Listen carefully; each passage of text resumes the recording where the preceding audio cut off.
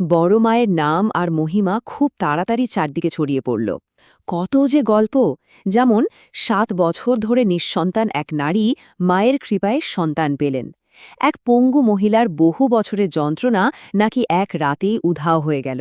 ভক্তদের বিশ্বাসটা খুব গভীর। শুদ্ধ মনে ডাকলে বড়মা কাউকে খালি হাতে ফেরান না। আর তার খ্যাতি এমনভাবে ছড়ালো যে শুধু হিন্দুরাই নন, সব ধর্মের মানুষই তার কাছে আসতে শুরু করল। বাংলা জুড়ে তো কতই না কিংবদন্তি ছড়িয়ে আছে, তাই না? কিন্তু নৈহাটির এই গল্পটা একদম অন্যরকম। এটা এমন এক গল্প যেখানে চরম অসহায়তা মুখোমুখি হয় এক অবিশ্বাস্য ঐশ্বরিক শক্তির।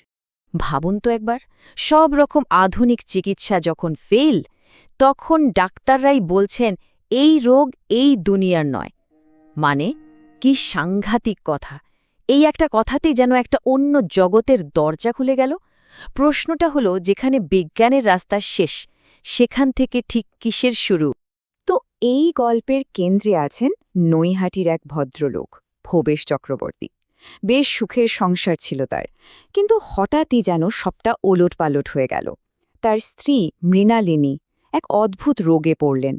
শরীরটা দিন দিন কেমন যেন শুকিয়ে কাঠ হয়ে যাচ্ছে, গলার আওয়াজটাও কমে আসছে, আর চোখে মুখে সব সময় একটা অজানা ভয়। আর তাদের হতাশা তো বেড়েই চলেছে। ডাক্তাররা প্রথমে ভাবলেন টিবি হয়েছে হয়তো, না তাও না। তাহলে কি ক্যান্সার? সেটাও না। অনেকে তো এও ভাবলেন এটা হয়তো মনের কোনো অসুখ, কিন্তু না, কিছুতেই কিছু ধরা পড়ছে না। চিকিৎসা তো দূরের কথা, রোগটাই যে কি সেটাই বোঝা যাচ্ছে না। এরপর যা হলো তা আরও অবাক করার মতো। একে একে ৭ জন, হ্যাঁ ঠিকই শুনছেন, ৭ জন নামগড়া ডাক্তার এসে দেখে গেলেন, কিন্তু কেউই মৃণালিনীর অসুখের কারণটা ধরতে পারলেন না। সবার মুখেই এক কথা, অসহায়তা। শেষমেশ একজন বেশ বয়স্ক হোমিওপ্যাথিক ডাক্তার এলেন। তিনি আর রাগঢাক না করে যা বলার সোজাসুজি বলে দিলেন, উনি আর বেশিদিন বাঁচবেন না। ব্যাস, এই একটা কথাতেই ভবেশবাবুর পায়ের তলার মাটি যেন সরে গেল। এক মুহূর্তে সব আশা শেষ। যখন দুনিয়ার সব দরজা বন্ধ, ভবেশবাবু তখন শেষ সম্বল হিসেবে খবর পাঠালেন তারানাথ তান্ত্রিককে। আর তারানাথের আশাতেই গল্পের মোড়টা পুরোপুরি ঘুরে গেল। তারানাথ বাড়িতে পা দিয়েই যা বললেন, সেটার জন্য কেউই তৈরি ছিল না।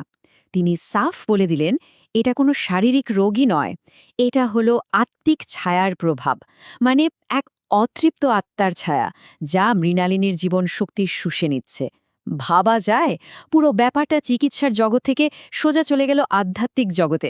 ব্যাপারটা কিন্তু সাধারণ ভূতের গল্প নয়। আত্মা আর আত্মার ছায়ার মধ্যে একটা খুব সূক্ষ্ম কিন্তু ভয়ঙ্কর তফাৎ আছে। দেখুন, আত্মা তো হলো সেই সত্তা যা নিজের পথে চলে গেছে, কিন্তু আত্মার ছায়া, ওটা হলো একটা অতৃপ্তির প্রতিধ্বনি, একটা তীব্র কষ্টের ছাপ যা পিছনে থেকে যায়, আর সেটাই জীবিতদের আঁকড়ে ধরে। তো তারানাথ সেই বাড়িতেই থেকে গেলেন একটা সমাধানের আশায়। আর ঠিক সেই রাত থেকেই শুরু হলো এমন সব ঘটনা যা সাধারণ যুক্তি দিয়ে ব্যাখ্যা করা অসম্ভব। গভীর রাত, বাড়ির পাশে গঙ্গা বয়ে যাচ্ছে। হঠাৎ তারানাথের চোখে পড়ল নদীর ধারে একজন দাঁড়িয়ে আছে, পরনের লাল পাড়ের সাদা শাড়ি, খোলা চুল, ঠিক যেন এক নতুন বউ। চাঁদের আলোয় কেমন একটা অপার্থিব লাগছিল তাকে দেখতে। তারানাথ তাকে ডাকলেন, কে সে জানতে চাইলেন, কিন্তু সেই নারীমূর্তি কোনো উত্তরই দিল না। শুধু ধীর পায়ে গঙ্গার কালো জলের দিকে এগিয়ে যেতে লাগল। তার হাঁটার মধ্যে কোনো ভয় বা দ্বিধা ছিল না, ছিল শুধু একটা অদ্ভুত টান। প্রথমে হাঁটু জল, তারপর কোমর, দেখতে দেখতে সেই ছায়ামূর্তিটা গঙ্গার গভীরে মিলিয়ে গেল। আর সবচেয়ে অদ্ভুত ব্যাপার কি জানেন? জলের ওপর একটা সামান্য ঢেউ পর্যন্ত উঠল না। এই অলৌকিক দৃশ্যটা আসলে ছিল একটা বড় ইঙ্গিত। আর শুধু তারানাথই নন, ওই একই সময়ে ভবেশবাবুও একটা অদ্ভুত স্বপ্ন দেখলেন।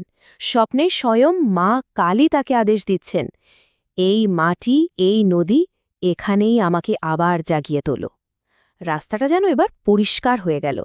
স্বপ্নের আদেশ পেয়ে তারা নদীর ধারে একটা পুরনো, প্রায় ভেঙে পড়া বেদি খুঁজে বের করলেন। আর সেখানেই ঠিক হলো, মায়ের নতুন মন্দির হবে, নতুন মূর্তি প্রতিষ্ঠা করা হবে। কাজ শুরু হয়ে গেল খুব তাড়াতাড়ি। ভাঙাচোরা জায়গা পরিষ্কার করে বেদিটাকে নতুন করে তৈরি করা হলো। কৃষ্ণনগর থেকে মায়ের মূর্তি আনারও সব ব্যবস্থা হয়ে গেল। কিন্তু মূর্তি নিয়ে আসার পথেই ঘটল এক বিরাট বাধা। নৌকা যখন ঠিক মাঝগঙ্গায়, তখন হঠাৎ আকাশ কালো করে এক ভয়ঙ্কর ঝড় উঠল।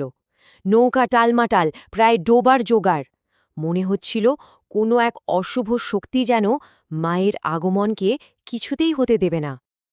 কিন্তু সব বাধা পেরিয়ে মায়ের মূর্তি ঠিকই সেই বেদিতে এসে পৌঁছল। অবশেষে এলো সেই রাত, অমাবস্যার রাতে মায়ের মূর্তিতে প্রাণ প্রতিষ্ঠার আয়োজন। তারানাথ মন্ত্র পড়ছেন, দেবীকে আহ্বান করছেন। ঠিক সেই সময়ে ঘটল এক অবিশ্বাস্য ব্যাপার। বেদির ওপরে রাখা মাটির প্রদীপটা হঠাৎ নিজে থেকেই ধপ করে জ্বলে উঠল। কেউ কিচ্ছু করার আগেই। সেখানে যারা ছিল সবাই তো বিস্ময়ে হতবাক। আর সেই আগুনের শিখার মধ্যেই তারানাথ একটা দৈববাণী শুনতে পেলেন। মা কালী তাকে বলছেন, আমি এই জগতের কষ্ট দূর করতে এসেছি। যে আমাকে শুদ্ধ মনে ডাকবে, আমি তার সব ইচ্ছা পূরণ করব। মন্দিরে তো এই সব অলৌকিক কাণ্ড ঘটছে, কিন্তু বাড়িতে যে মৃণালিনী মৃত্যুশয্যায় শুয়ে আছেন, তার কি হল? তার জন্যই তো এত কিছু করা। বিশ্বাস করা কঠিন, কিন্তু এটাই সত্যি। ঠিক যে মুহূর্তে বেদির প্রদীপটা জ্বলে উঠেছিল, ঠিক সেই একই মুহূর্তে বাড়িতে মৃণালিনী চোখ খুললেন। একেবারে সুস্থ, সতেজ, শরীরের রোগের কোনো চিহ্নমাত্র নেই। এই ঘটনার পর থেকেই ওই দেবী বড়মা নামে পূজিত হতে শুরু করলেন। আর ওই মন্দিরটা হয়ে উঠল সব হতাশ, দুঃখী মানুষের শেষ ভরসার জায়গা, একটা জীবন্ত আশার প্রতীক। বড় মায়ের নাম আর মহিমা খুব তাড়াতাড়ি চারদিকে ছড়িয়ে পড়ল। কত যে গল্প, যেমন 7 বছর ধরে নিঃসন্তান এক নারী মায়ের কৃপায় সন্তান পেলেন। এক পঙ্গু মহিলার বহু বছরের যন্ত্রণা নাকি এক রাতেই উধাও হয়ে গেল। ভক্তদের বিশ্বাসটা খুব গভীর। শুদ্ধ মনে ডাকলে বড়মা কাউকে খালি হাতে ফেরান না।